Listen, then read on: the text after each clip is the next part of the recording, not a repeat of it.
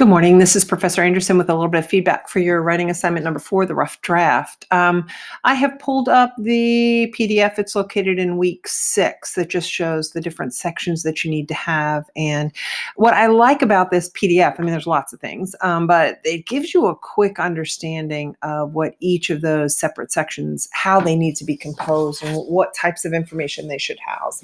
So when I go through yours, I do 2 kinds of comb throughs. I think you've may recall or may have gotten the understanding of. I do a nuts and bolts and then a nitty gritty. The nuts and bolts just to make sure all the components are there, and then a nitty gritty goes back over and fine tooth combs things such as semantics and grammar and stuff like that. So if I go the nuts and bolts, you have all of the components. I love the use of graphics. I like the use of how you've sort of dispersed a couple of them in throughout. I like the information that you have in each of the sections. So the nuts and bolts test pass. Let's go back through to the nitty gritty. And what I wanted to share with you is the idea, I think what the number one takeaway from advanced technical writing is a clear, concise, and concrete writing.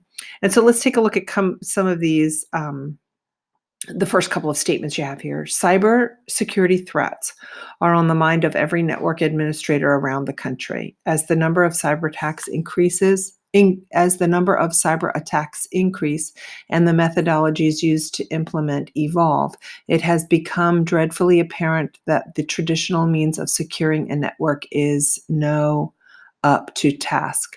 While a stateful firewall in conjunction with an intrusion detection system or intrusion prevention system used to be an adequate defense deployment for networks, the way that people use computers and the internet has changed drastically. Okay, bulk. I think you heard a couple of those semantic inconsistencies.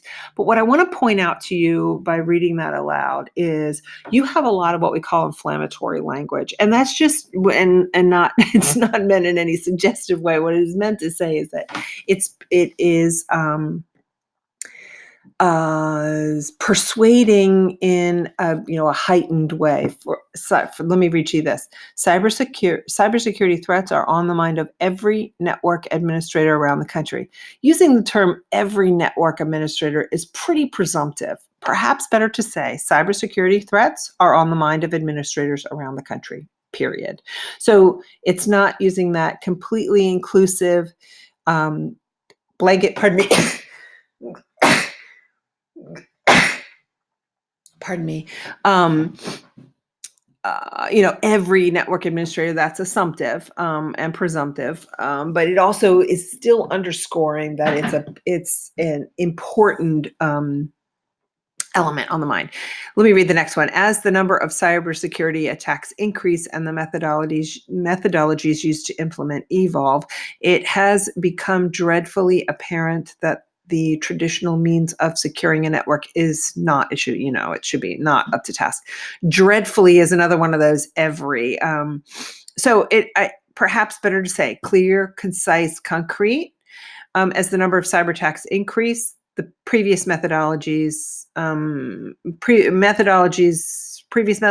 in place, something like that, are no longer sustainable, are no longer effective. Traditional means are not traditional ways of mitigating cyber attacks are I don't know, not up to the task. But I guess what I'm trying to say is you need to scrub your language. And what I mean by scrub your language is remove those all-inclusive statements like every and dreadfully. And while they're great in a literary sense of building a sense of drama, you need to build a sense of fact. You need to hammer home the fact, and the more clear, concise, and concrete, and I call it scrubbed language that you can use, the better. It just really highlights. Oftentimes we feel that the more colorful adverbs that we use to describe things, that we're really honing in and heightening our understanding and clarifying our picture of the problem. But when we're talking about white paper and technical writing, we just muddy the waters.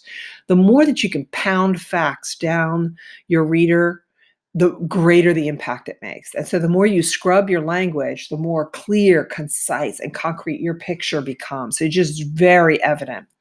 And you have some great graphics in here. And so I think that by scrubbing these, going through and scrubbing all of the text, I think that you'll find that that is helpful. What I recommend at this point, read your paper into some sort of audible device, maybe like your when you make those, I can't remember what it's called. I have Apple products, so I don't know if I can't remember if it's voice notes or something like that. There's a voice indicator, or you can make a screencast like this. I use this product called Screencastify. You can download it onto your computer. Read slowly your paper aloud, and then send it to a friend and have your friend just listen to it, not read through it. Because our eyes are deceiving. Our eyes will correct those mistakes, and our eyes won't hear that colorful language that if we were writing a drama and we were writing a novel, it would be awesome, but we are trying to hammer facts in a white paper. And that's what I recommend that you do right now, is just go through scrub those you have very colorful adverbs all throughout that are very descriptive, but we want to make sure we just are really firing on those facts. And I hope that that is helpful. I look forward to reading your final copy.